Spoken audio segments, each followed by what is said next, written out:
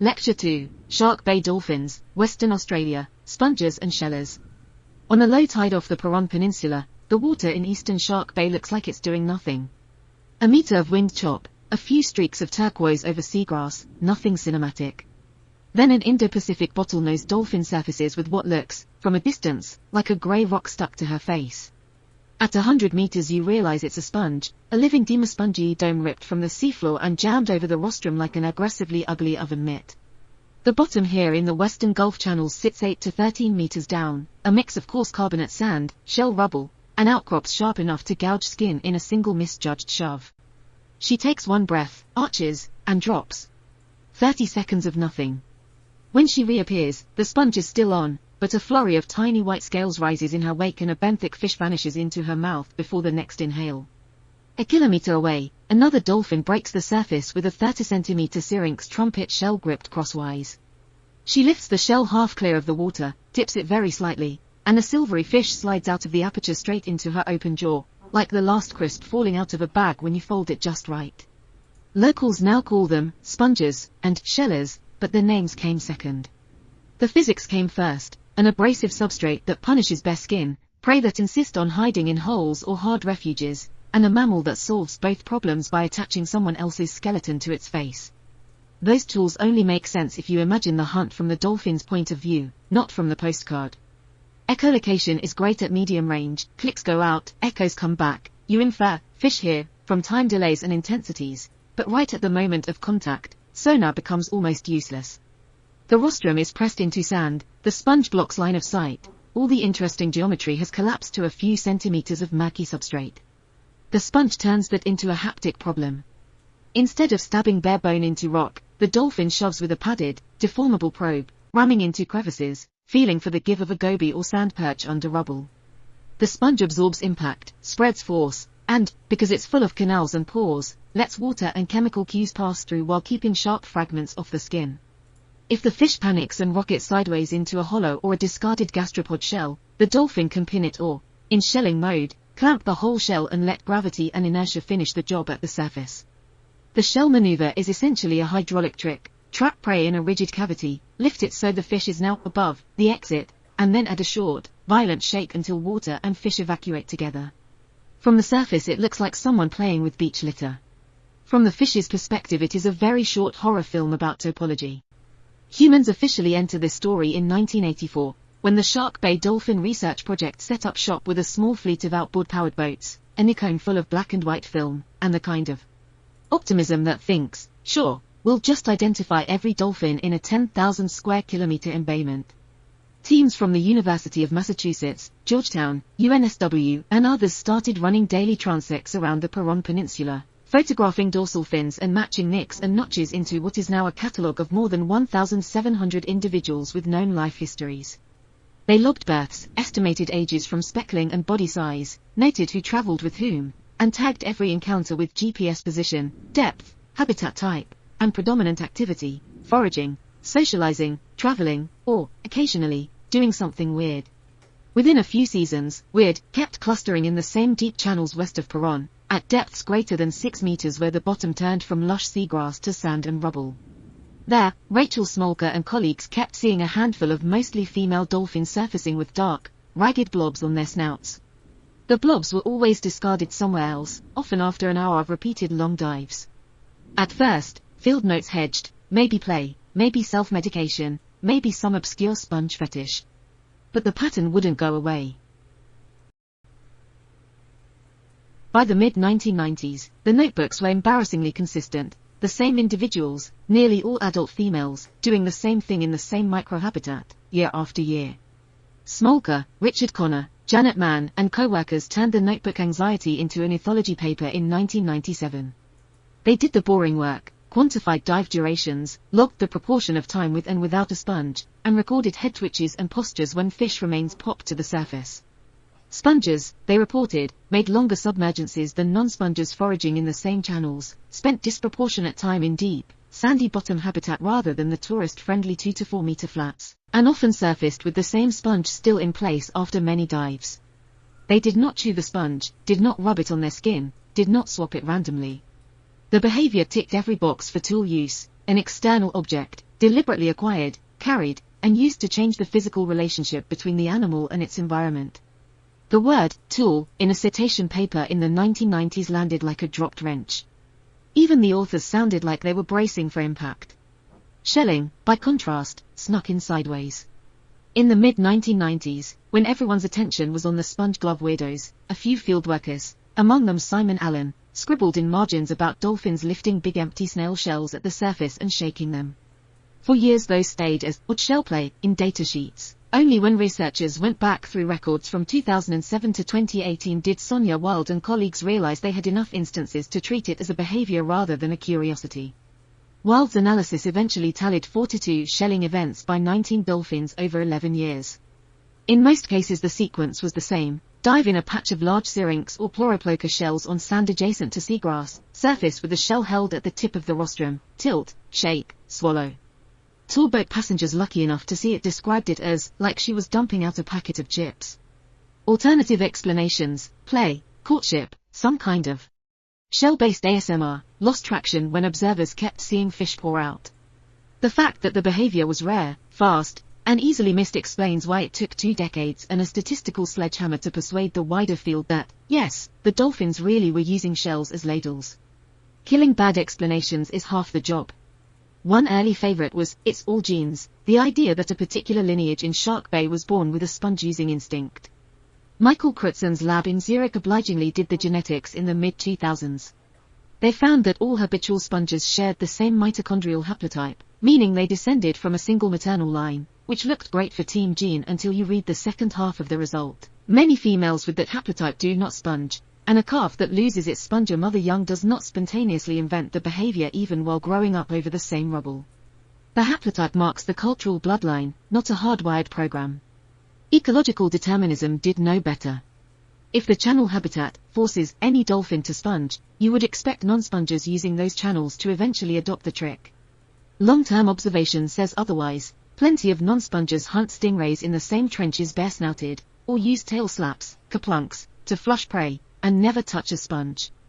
And play, the catch-all excuse for any animal doing something clever, failed the geography test outright.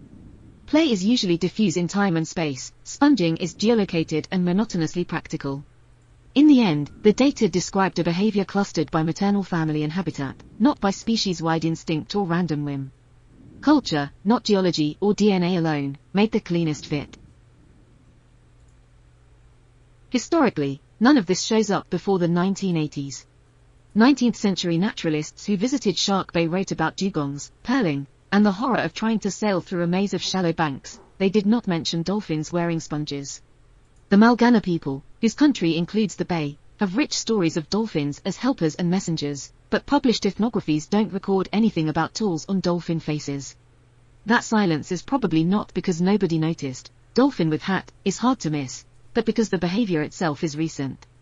A 2014 analysis by Anna Kops and colleagues combined mitochondrial data, observed sponger lineages, and plausible rates of mother-to-daughter learning and concluded that Shark Bay's sponge tool use most likely began with a single female around the 1840s. That founders' daughters, granddaughters, and great-great-granddaughters are the ones you see now, still carrying sponges some 180 years and roughly 8 dolphin generations later. By 2008, the project had identified 41 habitual spongers among thousands of dolphins, all in that matrilineal cluster. Shelling looks even younger, first noted in notebooks in the 1990s, with a recognizable network of shellers only coalescing after 2010. If you want a cultural timeline, it fits neatly between European settlement of the region and your last holiday booking. So what does the population holding these traditions actually look like now? Shark Bay's Indo-Pacific bottlenose dolphins number on the order of 2,000 to 3,000 individuals. Bay-wide, depending on how you draw the boundaries between sub-areas. In the intensively studied Western Gulf alone, researchers identified 1,035 distinct dolphins between 2007 and 2017. Genetic work shows a high diversity, well-mixed population. Both sexes tend to stay in the area rather than dispersing long distances, a pattern sometimes called bisexual philopatry. Calves born in the 1980s are now grandmothers or senior males, which means 3 or even 4 overlapping generations can be out on the water at the same time. That overlap is exactly what you want if you care about culture. Youngsters can take several years to master a foraging technique without the clock of mortality ticking too loudly on their teachers. The dolphin society itself is stratified into long-term female bands, triadic male alliances that compete for access to estrus females, and a looser outer layer of acquaintances. Within that mesh, sponges and shellers form tiny, specialized guilds. Only a minority of dolphins belong to those guilds. Depending on the year and the exact criteria you use, about 5 to 11% of adult females in the Western Gulf are classified as sponges. Shellers are rarer. Through 2018, only about 3 to 5% of the population had ever been seen shelling at least once, and only 15 individuals met strict standards for being called confirmed shellers, seen engaging in the behavior across multiple encounters. These tool users aren't sprinkled evenly. Sponges concentrate in deep channels with sand and rubble bottoms where marine sponges are abundant and prey hide in depressions. Shelling tends to occur on shallower sand patches adjacent to seagrass beds where large conch-type shells naturally accumulate. Social network analysis shows that sponges preferentially associate with other sponges when in groups, creating a distinct cluster within the broader dolphin social network. That clustering isn't just because they share habitat, it reflects matrilineal ties and the fact that daughters shadow mothers for years.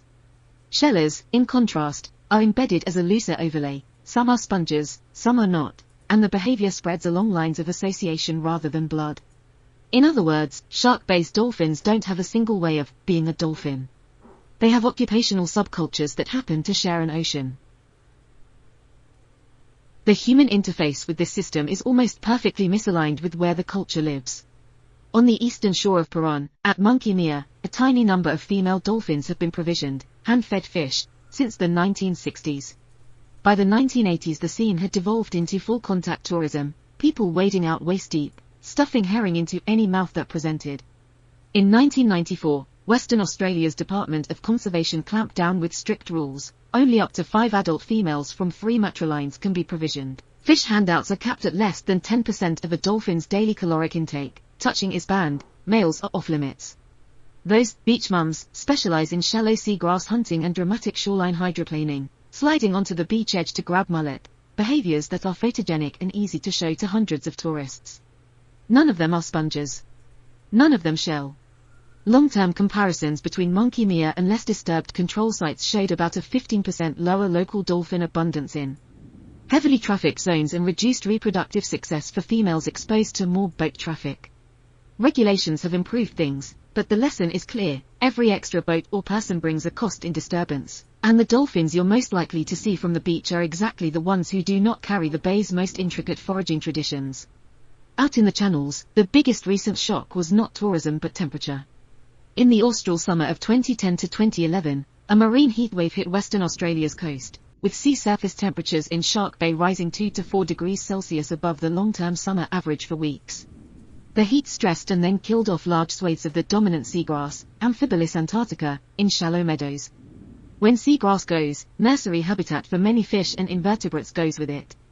Surveys over the following years documented a sharp decline in prey species associated with seagrass beds, a reshuffling of fish communities, and persistent bare patches where dense meadows had been. For the dolphins, the shock showed up in survival and births.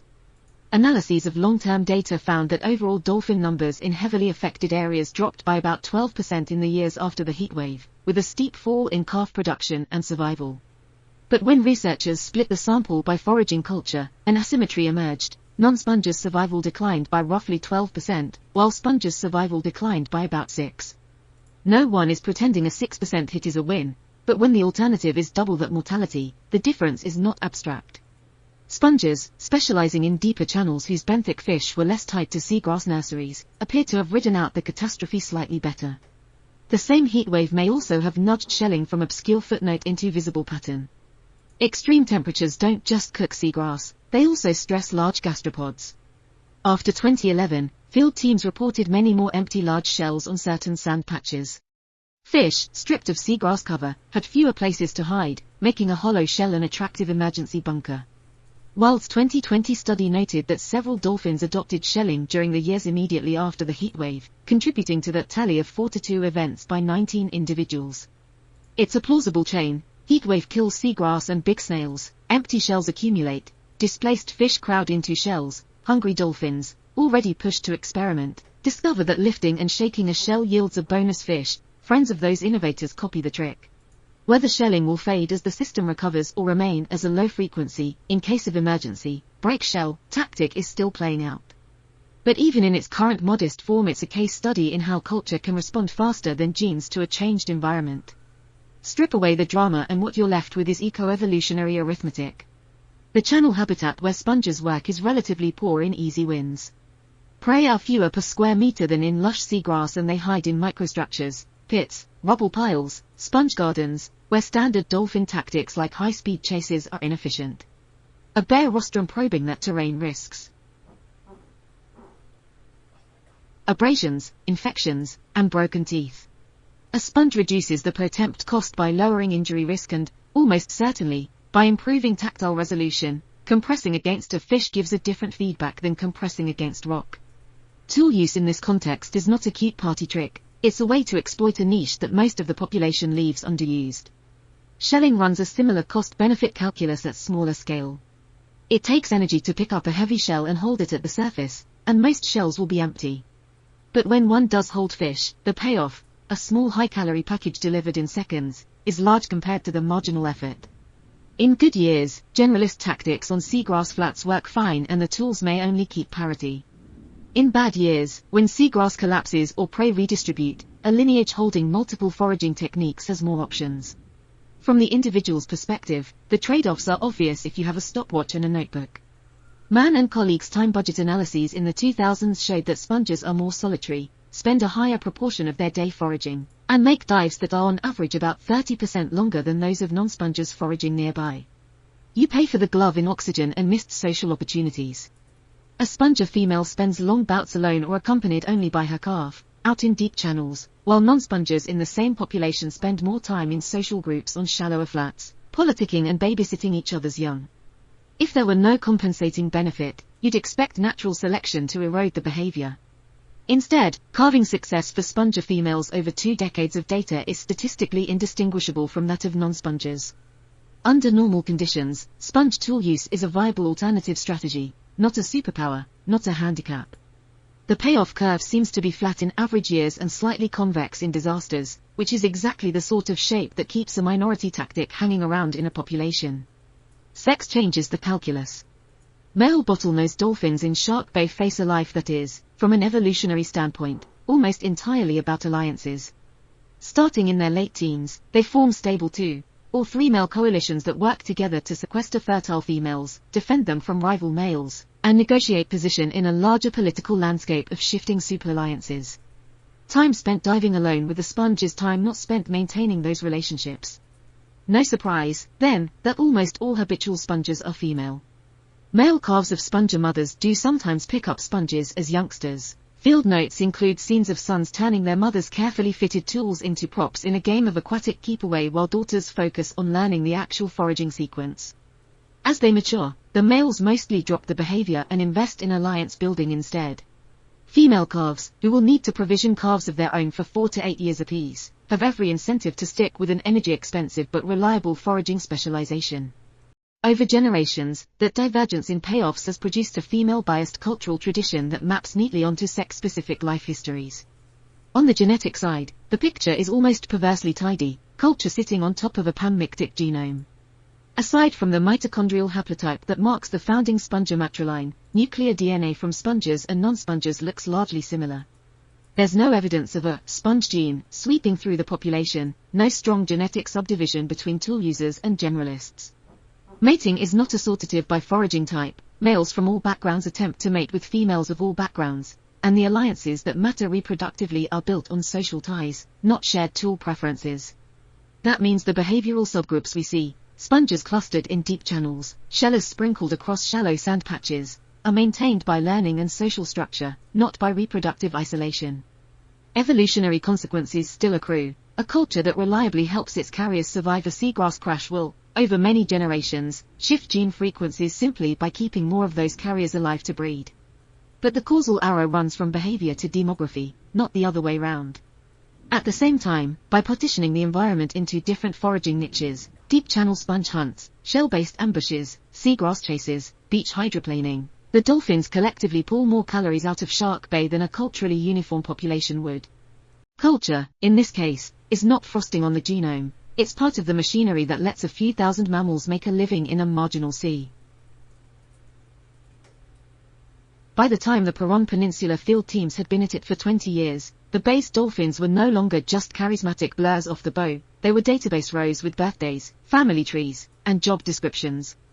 On a typical survey morning, a 6-meter research boat leaves Denham just after sunrise, runs a set of fixed transects around the eastern shore of Paron, and logs every fin that breaks the surface within binocular range. Each encounter earns a time, GPS coordinate, Beaufort sea state, water depth, and a flurry of camera shutters aimed at dorsal fins, because the fins are fingerprints, nicks, notches, and pigment flecks that stayed stable enough over decades to support a catalogue of more than 1,700 known individuals with sex, approximate age, and maternal lineage attached. Ages are exact for dolphins first photographed as neonates. They were seen tucked against a particular female, on a particular day in a particular year, and estimated for others from body size and speckling. Sex comes from quick glimpses of genital slits when a dolphin rolls, or from the unambiguous fact of nursing. That quiet bureaucratic grind, scan sample the group, log activity as travel, social, or forage, then move on, built the frame in which the weird behaviors could later be graphed instead of just gossiped about. When a sponger is in the group, the morning stops being generic and turns into a focal follow. Instead of logging the whole party every few minutes, the observer fixes on one female, say a middle-aged Western Gulf matriarch with a particular crescent cut out of her fin, and rides alongside for half an hour, scribbling or tapping into a handheld, start dive, end dive, visible sponge. Yes no, head shake yes no, surface socializing yes no, prey capture inferred from a quick body twist and jaw snap. In channels 8 to 12 meters deep where the seafloor is a patchwork of sand and rubble, those logs show a simple but brutal pattern. When the sponge is on, dives get longer. On average, spongers' submergences run roughly 30% longer than non-spongers working the same habitat, and they spend a bigger fraction of their day in forage mode rather than hanging out in mixed groups. A 20-minute ethogram of a non-sponger might have a few short dives interleaved with social surfacings. The sponger's page is mostly timestamps for dives, with occasional commas where she surfaces just long enough to breathe, adjust the ragged grey glove on her face, and go back down. The payoffs show up only if you watch long enough to catch the quick lateral headshake that's become a field shorthand for prey flushed, and the faster, shallower chase dives that sometimes follow. Over 3.5 decades, those focal follows accumulated into tens of thousands of encounter records, which in turn became social networks. The trick is simple in principle and nightmarish in Excel. You draw a matrix where each dolphin is a node, and you connect pairs that are seen together more often than chance, weighted by how frequently they co-occur. Do that year after year and you get a time-stamped graph of who spends time with whom. Overlay on that graph the dates when individuals were first seen carrying sponges, and it becomes a diffusion curve rather than a pretty picture. Network-based diffusion analysis, NBDA, the statistic that ruined many graduate students' weekends, asks a blunt question: when a new behavior appears, does it pop up randomly across the network, or does it travel along existing social ties like gossip? For sponging, the answer is almost offensively tidy. The earliest habitual users were a handful of related females in the Western Gulf. Subsequent adopters were their daughters and close associates, with adoption times clustering downstream of mother-calf associations and sponger-sponger friendships rather than across the population at large. For shelling, run the same analysis and a different pattern emerges. The best predictor of whether a dolphin starts pouring fish out of shells is not who her mother is, but which shellers she hangs out with as a young adult. The sex differences in those curves are where culture meets hormones.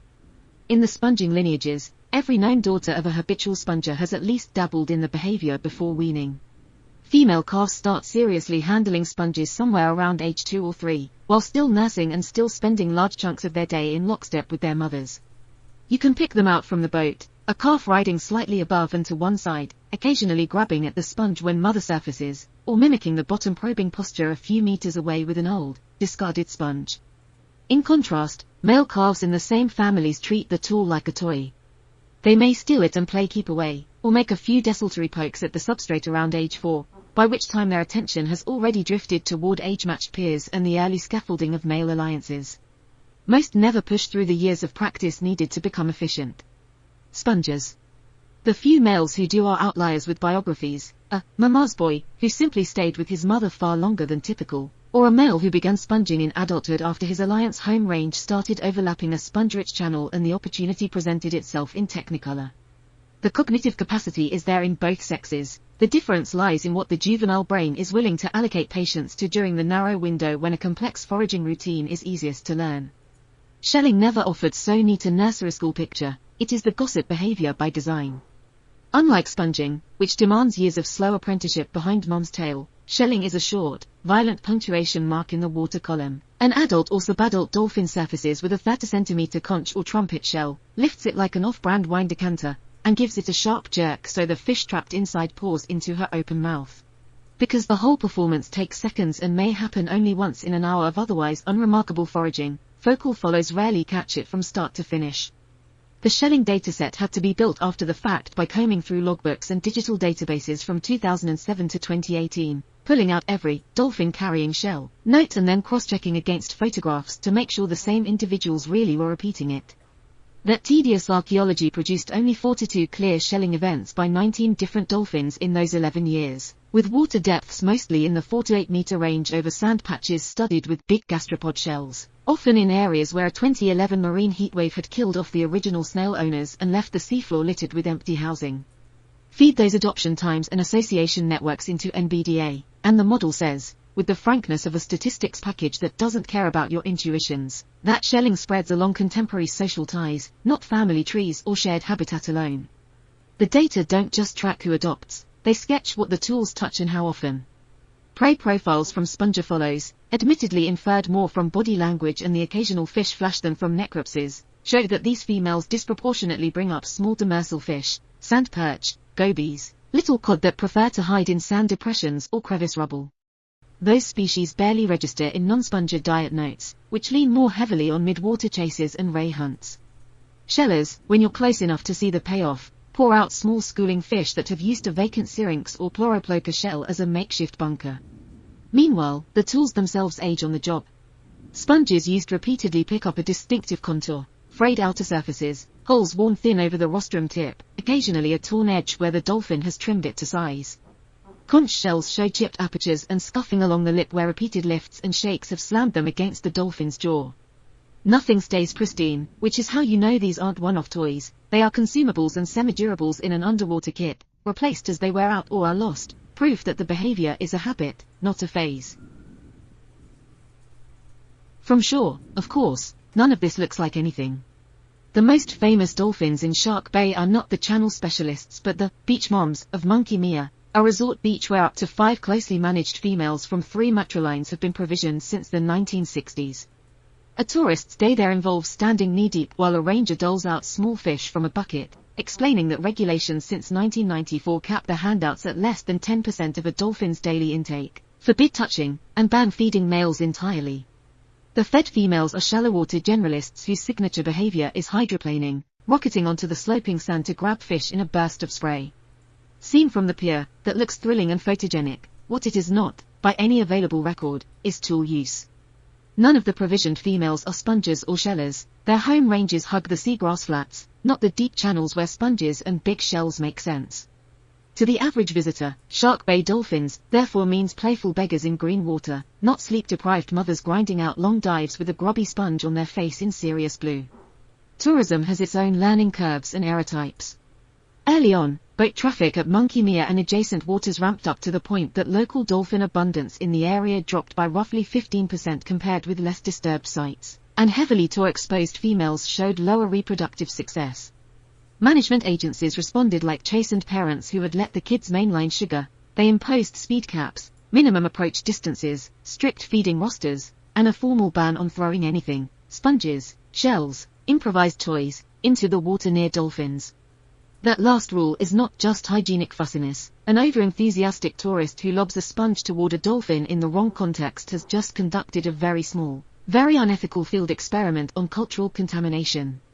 Research vessels play by a stricter etiquette, maintain a steady course parallel to the group, avoid cutting in front of traveling dolphins, never chase a sponger into a channel unless you were already following her, and accept that most of what matters is happening below the surface where your camera cannot see. The job, on both sides of the conservation line, is to keep our presence from rewriting the dolphin's curriculum in ways we don't intend. If you actually want to see a sponger at work as a civilian, the skill you need is not money, it's boredom tolerance. From a legal viewing distance, the sponge itself is almost invisible, a smudge of beige against grey skin. Water visibility in the channels is often poor, so the critical actions are hidden. The cues that boat crews use are temporal and geometric, a single adult female making repeated, nearly identical dives in the same small patch of deep water, surfacings that are brief and businesslike rather than social, an occasional glimpse of something lumpy on the rostrum when she exhales. Shelling is harder still. Unless you're looking directly at the dolphin when she surfaces with the shell, it's a momentary odd shape in glossy water, a lift and tilt, and then nothing. Tour operators misread both behaviors routinely the first time. A dolphin carrying a sponge can be filed under, playing with sea junk. A shell carrier looks like she's mouthing a random object. Only when someone sits with a notebook and a stopwatch do the pattern snap into view. The object is always on during long bottom dives, the shell is always tilted aperture down over the mouth just once, followed by licking lips in a way you'd recognize from a teenager emptying a crisp packet. Underneath all the messy observation is a fairly clean engineering problem. A sponger dolphin has to execute a multi-step routine under a strict oxygen budget while partly blindfolded by her own tool. She must find a sponge of the right size and stiffness on the seafloor, rip it free, invert it, and jam it over her rostrum without tearing it to useless shreds. She then navigates along the bottom, likely using echolocation to map depressions and rubble and using touch, pressure changes transmitted through the sponge, to detect prey movements or the resistance of sand being probed. Each probe risks abrasion from coarse sand, limestone outcrops, or the spines of stingrays and other bottom dwellers, which is why the glove is there in the first place. When a fish bolts from cover, she has a fraction of a second to snap sideways, clear the sponge just enough to bite, and then either reseat it or jettison and fetch a new one. That entire loop has to be planned and parameterized, where to search, how long to probe before giving up on that patch, when to change depth, when to abandon a worn-out sponge. It is a control system, not a reflex. The cognitive workload shows up most clearly in how slowly it develops. A female calf's first year with a sponger mother is mostly passive association. She rides in echelon, learns the family's travel routes and social partners, and occasionally brushes against the sponge without much idea what it is beyond, thing on mom's face. Around year 2, as motor coordination improves and curiosity spikes, she starts actively mouthing discarded sponges, pushing them along the bottom for short, clumsy dives that look for all the world like a child playing house. Researchers call this opportunity scaffolding. The mother does not point, demonstrate, or obviously slow down for the lesson, but she does drop used tools in the calf's path and tolerate her fooling around with them. By ages 3 and 4, the calf's practice dives lengthen, and observers begin logging the telltale lateral head shakes and occasional successful flushes of small fish. Full proficiency, judging when a sponge is dead, knowing where in the channel topography to hunt, stringing together dozens of productive dives in a row, may take the better part of a juvenile period. That delayed mastery parallels primate tool learning. Titrating your oxygen reserves and proprioception while groping blindly through rubble is not something a yearling brain can do on the fly. Shelling demands a different flavor of problem solving. Instead of slowly parsing a tactile landscape, the sheller has to integrate a sudden sensory anomaly, a strong fish odor or a moving echo inside an otherwise inert lump, with a memory of what she once saw a companion do with a similar object. For many shellers, the likely learning scene is 2 dolphins foraging side by side over a sand patch studded with empty shells. One finds a shell with a fish tucked into the coil, picks it up, carries it to the surface, and performs the pour. The associate sees only the surface part of the sequence: dorsal fin, odd white cone, tilt, head twitch, fish. No one gets to watch the crucial moment when the fish chose that shell as a refuge. Later, when the observer encounters a shell that smells and sounds occupied, she has to reconstruct the missing logic. This is the kind of object my friend lifted, and she got food. Maybe if I lift and shake, I'll get the same. That is emulation rather than slavish imitation. The result is a behavior that spreads through peer groups of young adults, whose brains are flexible enough to bolt a new routine onto an existing foraging repertoire without years of childhood shadowing. All of this unfolds in a sensory channel that is hostile to overt teaching. A chimpanzee can physically reposition a nut for her infant or adjust the hammer angle. A crow can perform a tool sequence with an onlooker perched 30 centimeters away. A dolphin working at 8 meters depth in sandy water is more like a surgeon operating in a blackout. Calves probably feel posture changes and catch parts of the acoustic scene, but they cannot see the fine details of sponge movements or shell handling. That forces the learning system to lean heavily on outcomes, not gestures. A calf notices repeated patterns, mom goes down with the sponge and comes up with fish, ally surfaces with shell and surfaces satisfied afterward, and gradually backs out the hidden steps. Large, convoluted brains with rich auditory processing may help here, but the bottleneck is motivation, the willingness to pay attention to someone else's weird habit long enough to reverse engineer it from partial evidence. That, again, is where sex and social role intrude. Females, whose evolutionary calculus leans toward efficient provisioning of calves they will nurse for years, have a strong incentive to invest in such attention. Males, whose futures depend on practicing alliance maneuvers and reading social politics, face a genuine opportunity cost if they linger too long in the tools classroom. The last refuge of skepticism is always the same. Maybe the environment forced this. Maybe any dolphin in those channels, under enough pressure, would converge on sponging or shelling without needing to copy anyone. The field has tried that story on and found it a size too small. Within Shark Bay itself, non-spongers routinely use the same deep channels as spongers. Some hunt stingrays there with bare snouts, some chase fast-moving fish in mid-water, but over decades of observation they have not reinvented the sponge routine wholesale. At the genetic level, mitochondrial DNA shows that all habitual sponges share a particular maternal haplotype, a sign of a single historical origin. But plenty of females with that same haplotype never sponge because they were never taught. They lost their mothers early or grew up in subgroups without tools in circulation. Beyond Shark Bay, there are bays with similar seagrass channel mosaics, sponges, and big shells where no one has yet reported an analog of either behavior despite hundreds of boat hours. Ecology supplies the stage in the props. It does not dictate the script. What fills the channels with sponges and shells is a history of attention, practice, and the stubborn conservatism of mothers who keep doing things the way their mothers did until the behavior becomes invisible to them and glaringly obvious to us only when we finally start counting.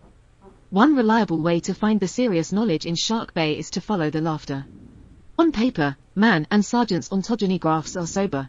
Female calves of sponger mothers start handling sponges around age 2 or 3, still nursing, and most are competent by weaning at 4. Males, if they dabble at all, tend to start later and quit.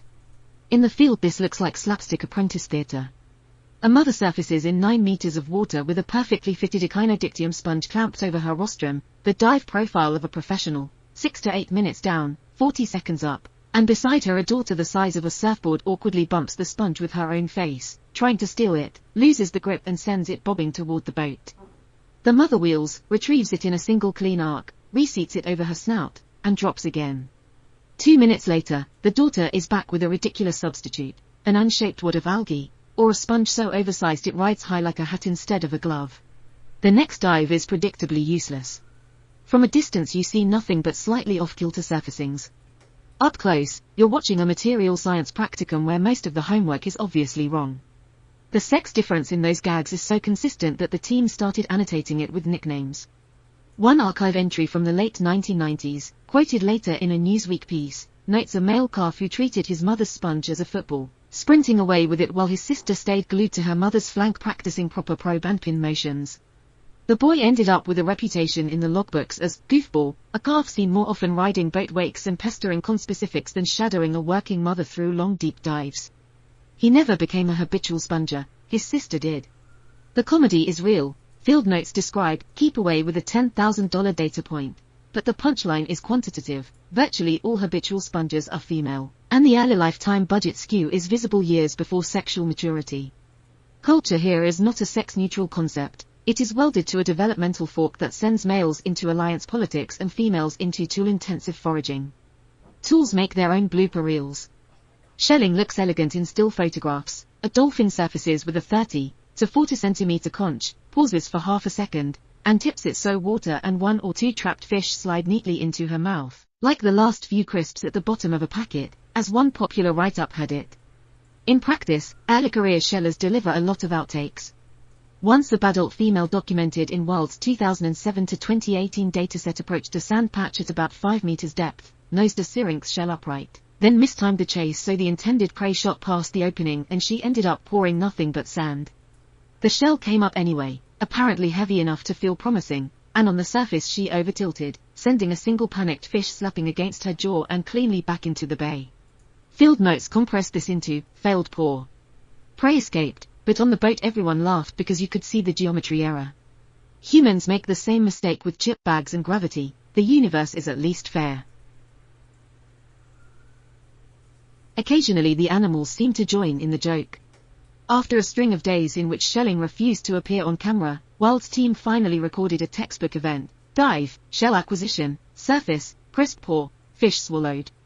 The dolphin then tossed the now empty shell into the air and caught it repeatedly for several seconds like a frisbee, flipping it broadside so it flashed white in the sun. No one on the boat could swear whether this was play or just an energetic way to shake out any remaining prey, but the timing, perfect success followed by exuberant object manipulation, fits a pattern seen across intelligent foragers, motor sequences that begin as work turn, once mastered, into something suspiciously like showing off. Even the dignified matriarchs contribute to the comedy. One long-studied female that researchers half-jokingly called the Sponge Queen had a habit of popping up right beside the research skiff in 10 meters of water, sponge fully seated, as if checking inspection papers. On one calm afternoon, an intern leaning over the gunwale to watch for distant blows nearly dropped his clipboard when the Queen exhaled explosively less than a meter from his face, sponge and all.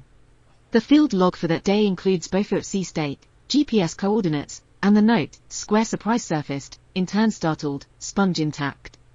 Beneath the jokes there's a serious metric. The dolphin was so acoustically and socially habituated to the boat that she treated it as background, not threat, continuing a complex foraging sequence within arm's length of primates with clipboards. Humor in the sponging apprenticeship also exposes the limits of "it's just play" as an explanation. Yes, calves chase and steal sponges, and juveniles will experiment with any soft object on the bottom, sea squirts, dead sea grass clumps, even ragged bits of net, jamming them onto their rostra with equal enthusiasm. But over months, you can watch failure narrow the category. Sea squirts collapse or tear on the first head shake, algae mats slough off, synthetic debris feels wrong and is often dropped within a dive or two. By contrast, the correct sponge species, sturdier demo sponges anchored in particular rubble patches, survive repeated use and are revisited, even carried between foraging sites. When Smolka and colleagues formally compared hypotheses in their 1997 ethology paper, they laid it out without romance. If sponging were mere play, it wouldn't cluster in one 8 to 10 meter deep channel, it wouldn't involve the same individuals in 67 to 100% of encounters, and it wouldn't correlate with stereotyped long dives and fish catch postures. It did all of those things. Tool use survived the slapstick. Some of the funniest scenes are actually glimpses of distributed intelligence. Field teams have logged sequences where two adult shellers work the same shell ridge on a flooding tide like a relay. One dolphin lifts a heavy conch, shakes, and clearly gets most of the payload. The shell slips and drops, still wobbling as it sinks. Seconds later another individual, often a close associate in the social network, swoops in, retrieves the same shell, and executes a cleaner, tighter pour that intercepts the laggards. No one is claiming committee planning or turn-taking etiquette. Current data don't show deliberate sharing. But when you see this bucket brigade pattern more than once in 11 years of records, in a behavior that only 19 dolphins have ever been caught doing at all, it stops feeling like coincidence and starts to look like specialists reading the same hydrodynamics and each other's movements in real time. Another unbelievable until you watch it twice trick is sponge refurbishment. On at least a few occasions, adults have been seen picking up a discarded, half-collapsed sponge, one of the experimental casualties from a calf or an over-enthusiastic juvenile, and compressing it with their jaws, rotating it until they've manufactured a passable cone. The repair takes under a minute. The dolphin then reseats the now stiffened sponge on the rostrum and returns immediately to probe dives. If you strip away the mammal and just write down the sequence, retrieve defective soft object, reshape to restore wall integrity, deploy as protective sleeve, you'd call it tool maintenance. There's no mystery mechanism. Jaw pressure stiffens the sponge matrix, restoring its ability to transmit texture instead of folding. What makes people shake their heads is that the craftsman is a shark-scarred, scar-mapped dolphin whose honorary degrees are all in the PLOS archives. The really outlandish part of the Shark Bay story, though, is not any single piece of choreography, it's the timescale. Genetic and demographic modeling by Anna Copps and colleagues in 2012 suggested that the sponge-using tradition likely started with a single female in the mid-19th century, about 8 generations ago, given female generation times of roughly 20 years. That anonymous founder, sometimes nicknamed Sponging Eve, in seminars, foraged in the same kind of deep Paron Peninsula channels you can visit today, wedging the first sponge over her rostrum around the 1840s or 1850s. From there, the behavior passed mother to daughter with such reliability that by 2008 the project had documented at least 41 habitual sponges, all tracing back to a single mitochondrial haplotype. Not all females with that haplotype sponge, which is the point. The gene tree tells you where the innovation could spread, the behavior map tells you where culture actually did. If you step back, this means a non-human invention has outlived gold rushes, telegraph cables, 2 world wars, and the invention of the outboard motor, persisting quietly in a handful of matrolines in one shallow gulf of Western Australia. No neighboring dolphin population has yet been documented copying it, despite Indo-Pacific bottlenose dolphins being widespread along the coast. That localization has nothing to do with speciation and everything to do with social architecture. Shark Bay dolphins show bisexual philopatry. Both sexes are residency-prone, but female philopatry is especially strong, so the daughters who learn the craft tend not to emigrate and seed it elsewhere. The tradition has become a kind of cultural enclave, a workshop that stayed put for almost 2 centuries because its artisans rarely move house. Add climate to that timeline and the story gets stranger. When the 2011 marine heatwave stripped about 90% of seagrass from some parts of the bay and triggered a 6-year slide in survival and births, the dolphins did not evolve new jaws or ovaries. But long-term data showed that non-sponges suffered about a 12% decline in survival, sponges about 6, half the hit, not immunity but a measurable buffer. A foraging tradition that started, as far as we can tell, as one female's clever way to avoid scraping her snout on rubble turned out, 170 years later, to be the difference between awful and slightly less awful in a heat-stressed population. If you wrote that as speculative fiction, ancient craft saves minority guild in climate disaster, you'd be accused of on-the-nose allegory. Here it's a Kaplan-Meier curve. While all this is unfolding underwater, people, naturally, start writing their own legends. The traditional owners of the region, the Malgana people, have long regarded dolphins, Irabuga, as intelligent hunters and sometimes partners, with older stories describing dolphins driving fish towards shore for human fishers. Cooperative fishing in other parts of Australia shows that's not just romance. What you won't find in the ethnographic record is a pre-contact tale of dolphins wearing sea sponges or shaking gastropod shells. Those behaviors happen mostly in deeper water, invisible from the beach. When the Shark Bay Dolphin Project began publishing results in the 1990s and 2000s, Malgana Sea Country custodians were brought into the conversation and, unsurprisingly, folded the new information into existing frames. At a recent community event, one elder reportedly referred to the sponger females as our clever women, noting that in Malgana tradition it was often women who specialized in food gathering with particular tools. It's not retroactively claiming ancient knowledge, it's an explicit act of translation between knowledge systems. That translation has literal names attached. In one collaboration, a sponger mother and calf pair were given Malgana names that translate roughly to sponge and pearls, a nod both to their tool use and to the shellfish heritage of the bay. The scientists get their alphanumeric IDs and mitochondrial haplotypes, the community gets individuals who can be talked about in language as social beings with roles. Dolphins here are not mascots or cartoon saints, they are neighbors with their own law, as some Malgana custodians put it, rules of behavior that existed long before marine park regulations arrived. Meanwhile, the tourism machine does what tourism machines do, it trims nuance into slogans. Early travel pieces in the 2000s ran phrases like, ancient secret of the sea, to describe sponge tool use, implying a timeless wisdom passed down since dreamtime. In reality, the best estimates put the origin of sponging in the relatively recent colonial period, and confined to this one population. Brochures will coyly mention that our dolphins have some tricks up their sleeves, or rather, sponges on their noses, which at least flags that something unusual is happening without asking visitors to read a PLOS abstract. Tour guides on the water often embroider with folk explanations, sponges as protection from stonefish or stingray barbs, as if one bad injury triggered an arms race, or dolphins, showing us how to live with change by using tools, a line that plays well over an engine at idle. The kernel of truth is there, sponges probably do shield rostra from sharp substrate, and tool use did buffer survival during the heatwave, but the single eureka origin story doesn't match the slow, generational accretion the data show. Local nicknames fill in the gaps where statistics leave off. In the 1990s, tour skippers affectionately called one frequently cited sponge carrier, Spongy, before her identity was tied down as a descendant of Puck, a long-term monkey Mia regular. Within the research team, a particularly reliable tool user first seen with a sponge in 1995 acquired the nickname Tooler, short for tool user, and her preferences for specific orange-gray sponge species became a running joke. Tula's Toolkit. A rare male sheller observed learning the trick in 2014 earned the temporary label, Conchi, in an internal newsletter headline, proof, as the write-up put it, that even an old bull can learn new tricks, and a reminder not to overfit your priors about which sex will adopt innovation. These names never make it into formal analyses, but they help humans keep individuals cognitively sorted while they stare at dorsal fins for the 1000th time. Some lore is almost forensic. In the late 1990s, a large tiger shark caught near Monkey Mia was found with 2 mangled marine sponges in its stomach, unusual, because sharks are not generally enthusiastic sponge eaters. The most plausible explanation is grim. The shark had taken a sponge dolphin whole or in large pieces, sponge and all. Local retellings quickly upgraded this into the story of the shark that ate the sponge, sometimes with the embellishment that the sponge saved the dolphin by sticking in its throat, which the necropsy did not support. The science version is boring and devastating. A matrilineal line lost a worker and perhaps a teacher. The shark got roughage.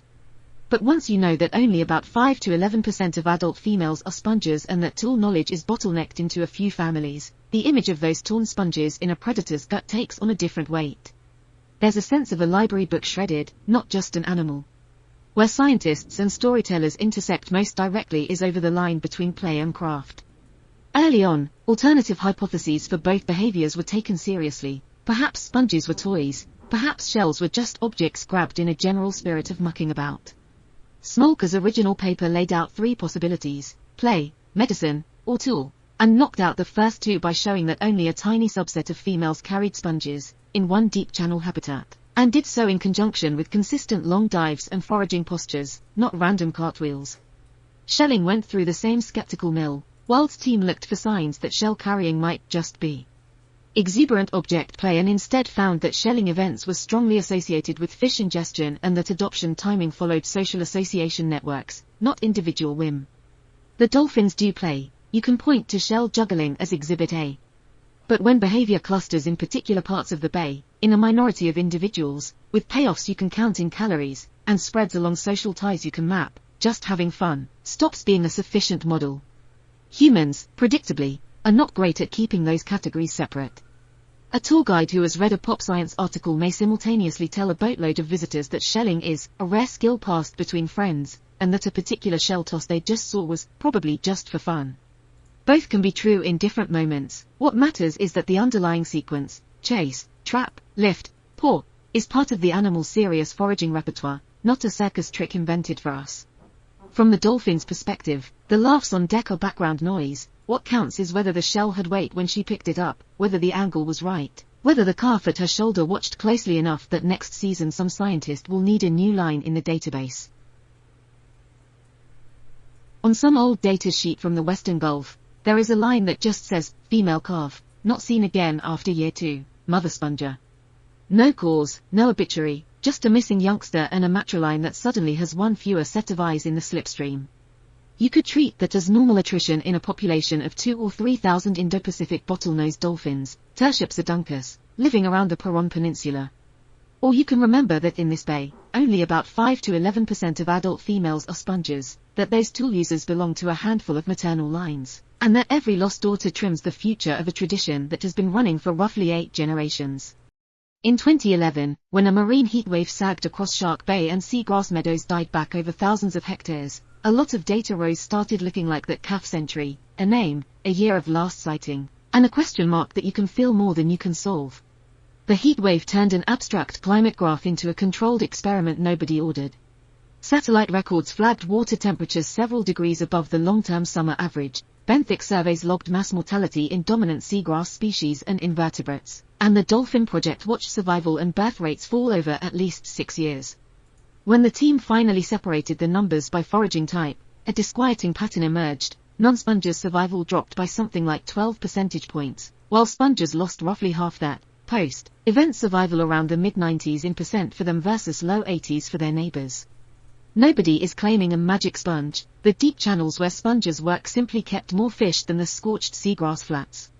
But it means that, in one real-world disaster, a behavior learned from your mother could double your odds of being in the data set next year. The emotional physics of that are strange. At the level of the bay, the difference looks tidy. An extra 6 or so dolphins out of every 100 sponges survive relative to non-sponges. At the level of a single cultural lineage, that margin decides whether a matriarch and her daughters live long enough to train the next cohort. Sponging is confined to a few maternal haplotypes, probably descended from a single innovator sometime in the mid-19th century. Overall genetic diversity in Shark Bay is high, but the diversity of foraging cultures is effectively throttled through those few family trees.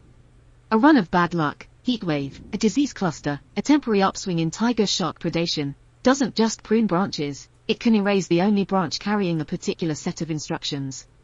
In a spreadsheet, that shows up as a missing value. In the water, it shows up as a calf who learns ordinary fish chasing but never once sees her mother vanish under with a ragged grey cone on her face. On a calm winter morning in the Eastern Gulf, long after that heatwave, you can sit in a small research boat and watch the quietest version of resilience. A midlife sponger and her adolescent daughter surface together over an 8-10 meter channel, both with sponges jammed on. The mother's dive cycle is measured, 40, sometimes 50 seconds, a few lateral head twitches, a precise exhale. The daughter's version is a messier echo, shorter dives, more aborted probes, a sponge that slips off-center every few minutes and has to be reseated with an irritated jerk. Some of that dyad's biography is already in the catalogue, the mother identified as a sponge carrier since the late 1990s. The daughter first recorded handling a discarded sponge at age 2 instead of the 3 or 4 that used to be typical in earlier decades. Whether that earlier onset is a real trend or just better eyes on the water, the picture is the same. After a catastrophe, apprenticeships start a little sooner and margins for error get thinner. Specialization here is paid for in companionship, not in babies. Time budget studies from the 2000s and 2010s show that sponges spend more minutes per day foraging, more minutes alone, and perform dives that are roughly a third longer than their non-tool-using neighbors in the same habitat. Yet, across 20-odd years of reproductive data, their calving success sits shoulder to shoulder with other females. There is no detectable penalty in number of offspring, the cost is the hours spent in a deep channel while everyone else is networking on the flats. If there's a knife edge in the story, it's that choice, a family that teaches its daughters to favor a harsh, bubble-bottomed corridor because that's where the ancestral syllabus lives. Take the mother out of that pair, prop strike, entanglement, simple age, and you don't erase sponger genes. You erase a long, slow tutorial that cannot be reconstructed from first principles by a hungry 3-year-old. The bay's more famous dolphins live a parallel, much sunnier life 40 kilometers away at Monkey Nia, where up to 5 provisioned females from 3 matrilines receive small fish handouts under rules that have been tightened since 1994, no feeding males, no touching, and no more than about 10% of a daily diet from humans. Those beach specialists forage over seagrass in a couple of meters of post-cod water, none of them have ever been seen with a sponge glove or a shell of any kind used as a tool. Long-term monitoring showed that heavy boat traffic in that area was associated with a permanent 15% reduction in local dolphin abundance and lower reproductive success for exposed females compared with less visited sites. So you get a split screen, close-range encounters and dependable smiles on one side, and, on the other, a more fragile offshore craft that depends on mothers being left alone long enough to drill techniques into calves, unseen. What those techniques buy is not romance, but problem-solving.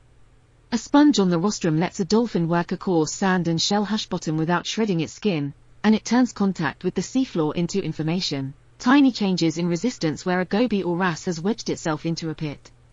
A large conical shell, picked up after a dive, converts a fish's escape into ambush geometry, the prey retreats into a cavity, the dolphin lifts the shell, drains some water, and then uses gravity and inertia to slide the fish into its mouth with a short shake.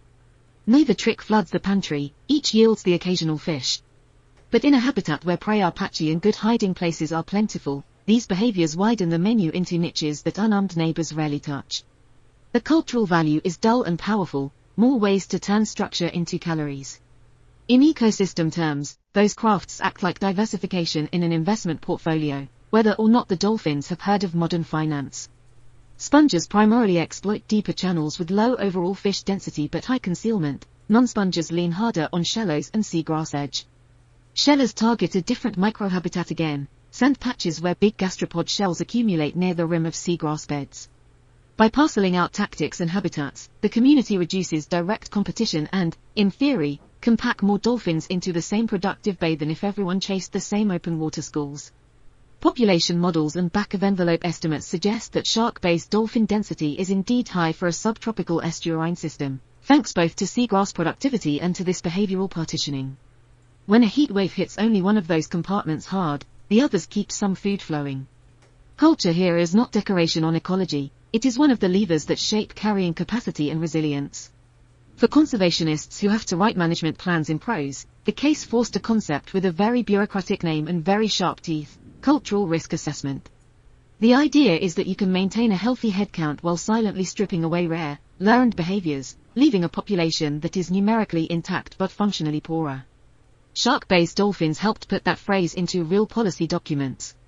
Agencies talking about biocultural units now routinely use the sponges as an example, not a subspecies, not a separate stock, but a community whose identity is partly defined by an inherited foraging technology. Losing that technology would not change the DNA archive much. It would, however, delete the only known instance of multi-generational tool use in wild dolphins, which is exactly the sort of thing an ethics committee starts to get twitchy about once you say it out loud.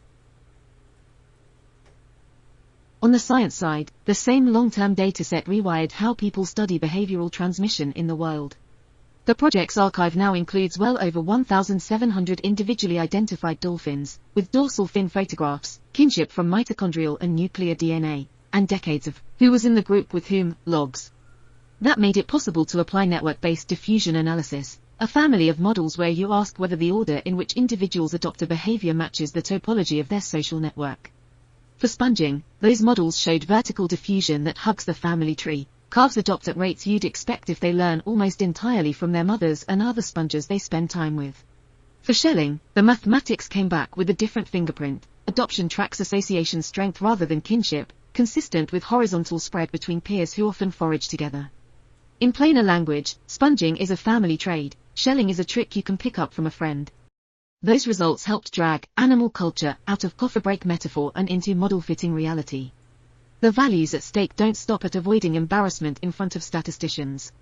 For the dolphins themselves, each behavior is a hedge against future shocks. The 2011 heatwave provided the clearest example so far. Caloric pathways that depended heavily on seagrass-associated prey crashed, options tied to deeper channels held up better, and individuals holding that cultural niche, sponges, were, for once, on the favored side of chance. Shelling may play a similar role in miniature, when snail die-offs leave a carpet of empty shells on the bottom and small fishes huddle in them for cover. Dolphins who know how to convert those shells into brief fish dispensers can scrape together meals their neighbors ignore. In good years, these are luxuries. In bad years, they're the difference between hard and catastrophic. Culture in this sense is not lofty. It is a set of very specific hacks that stretch the range of conditions under which a social group can still meet the minimum daily calories for a nursing mother. There is also the awkward philosophical fallout. Once you concede that a shark bay calf does not simply have instincts, but instead spends 3 or 4 years practicing an inherited sequence of sponge fitting, bottom probing, and fish catching until its motor errors collapse to adult levels, it becomes much harder to speak about these animals as interchangeable units. They live in recognizable social neighborhoods, they have discernible traditions, they belong to sub-communities with names that sound almost cartoonish, sponges, shellers, but describe real divisions in knowledge. Indigenous Malgana custodians already had stories that treat dolphins as persons embedded in the bay's society, not as scenery. The modern science piles on by quantifying exactly what those persons know and how that knowledge moves. You don't have to anthropomorphize to feel the ethical nudge. Extinguishing a behavior like sponging would be closer to burning a small library than to closing a fishery. Against that backdrop, the question, is it changing, suddenly matters for more than trivia. Sponging, despite everything, is stubbornly stable. Over roughly 4 decades of direct observation, the proportion of adult females who are habitual spongers has bobbed around in the single digits, the chains of transmission remain tightly matrilineal, and every known sponger traces back to the same mitochondrial haplotype, implying a single long-ago founder. There is no sign of the behavior spreading explosively to unrelated lines, nor of it being abandoned en masse. The only hint of drift sits in the ages at which daughters first perform full, independent sponge foraging. Some recent youngsters have been seen doing competent sequences a year or so earlier than their 1980s counterparts, perhaps because lower overall dolphin density after the heatwave leaves more unoccupied patch to practice in, or perhaps because field teams are looking harder. Either way, the cultural core of sponging behaves less like a fad and more like a long-running apprenticeship program that adjusts its intake age slightly when pressed. Shelling, in contrast, looks like a behavior deciding what it wants to be when it grows up. The first scattered sightings in the mid-1990s stayed anecdotal for years, only when Sonia Wilde and colleagues stitched together 11 years of data from 2007 to 2018 did a pattern resolve. 42 recorded shelling events, 19 individual dolphins involved, 15 of them meeting strict criteria for recognized sheller status.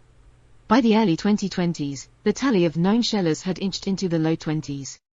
The events cluster in particular sand patches 4 to 8 meters deep near seagrass edges, and many of them occur in the years after the 2011 heatwave, when dead Australian trumpet snails left their shells scattered like crockery on the bottom. Whether shelling ultimately becomes a standard entry in the bay's cultural repertoire or remains a rare party trick will depend less on dolphin psychology than on how often the environment throws up that particular combination of shell supply, prey refuge, and hungry young adults watching each other closely. The external pressures on both cultures are already mapped out with depressing clarity. Climate projections for Western Australia forecast more frequent and more intense marine heatwaves of the kind that hammered Shark Bay in 2011. A decade later, seagrass has still not fully recovered, and birth rates in the dolphin population have not returned to pre-heatwave norms. That alone implies that the next few decades will not be steady state. Deep channels may warm differently, sponges are themselves living organisms with their own thermal limits, and the benthic fish that make sponging worthwhile could either become more valuable or vanish. In the pessimistic branch of the tree, repeated shocks knock out both shallow and deep prey, and tall traditions by almost nothing. In the optimistic branch, shallow systems take most of the damage while deep channels retain enough structure that sponges and their relatives end up overrepresented in the survivors. Either way, the frequencies of cultural types in the population will be as much a function of currents and temperature anomalies as of calves' curiosity. Human behavior remains, mercifully, easier to govern than ocean temperature, which is why managers fuss so hard about things that sound banal: speed limits on tourist boats, exclusion zones around key foraging corridors, caps on provisioning at Monkey Mia. The Bedger et al. Finding that decades of high tourboat exposure led to a lasting 15% drop in local abundance and lower reproductive success for those heavily exposed females did not need a mystical explanation. It just added engine noise, collision risk, and chronic disturbance up over time. The more subtle worry now is displacement. As the story of sponges and shellers has spread through documentaries and glossy articles, the temptation grows for tour operators to push deeper into the channels to give visitors a chance at seeing the glove. The research packs sobering line that a sponger entangled in gear or chronically harassed by boats is, in a practical sense, a specialist stripped of her only tool, should be read as literal. The dull prescription that follows: keep engines slow or off in the right places, keep nets sparse, keep fuel and chemicals out of the benthos, is a cultural policy as much as it is an environmental one. Not everything in the forward view is bleak. Cultural systems carry their own buffers. Shark Bay females can live 40 years or more, which means 3 or 4 generations of sponges can overlap in time. A calf that loses its mother early still has a decent chance of encountering other sponges at social gatherings and watching their technique.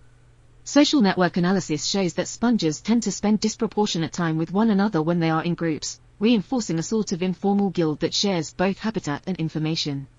The population as a whole has already demonstrated that it can generate new foraging innovations when circumstances demand it, shelling being the most conspicuous example, and that those innovations can spread through friend networks rather than being locked in the mother-calf dyad.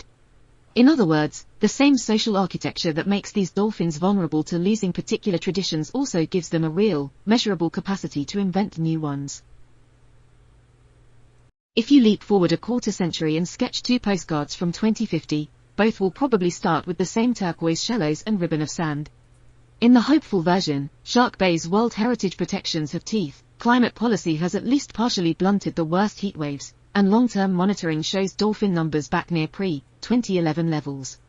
Sponges still make up something like a tenth of adult females, their matrilines intact, shellers remain a scattered but persistent minority, and, because some masochist kept funding small boats and dorsal fin photography, new oddities have been added to the ledger, maybe a third tool tradition, maybe a twist on shelling nobody anticipated. In the darker postcard, the bay still has dolphins, but the ones that do best are the provisioned beach animals whose calories are increasingly subsidized as the seagrass system fails repeatedly. The deep channels are quieter, not because of successful sanctuaries, but because the fish and the specialists who knew how to find them are gone. The species persists, the culture does not. Both scenarios are compatible with the same genome file. Only one keeps a certain lineage of know-how alive. The practical instructions, unfortunately for our craving for drama, are modest. If you ever find yourself on a boat in Shark Bay and you want to support dolphin culture, the correct moves are boring. Stay off the deep channel lines where the gloves go on, obey the speed limits like a humorless bureaucrat, insist that tours stick to the regulations, and take seriously the idea that a few quiet kilometers of water are worth more than a close photograph. The more interesting instructions are for how we think. When you hear that a female dolphin in the Western Gulf spends thousands of hours learning to jam a sponge over her face and red sand with it, or that a small coalition of young adults have worked out how to pour fish out of shells and taught their associates, treat those not as anecdotes but as entries in the same ledger as human crafts. The Bay has already done the experiment. Culture, in a wild marine mammal, can persist for centuries, can buffer at least one natural disaster, and can, given half a chance, accrete new tricks. Somewhere under a small chop in 8 meters of water, another calf is riding on the flank of a sponger right now, nudging the sponge, botching its first probes, and quietly editing its own nervous system around a sequence that predates it by roughly 180 years. If we manage to keep the channels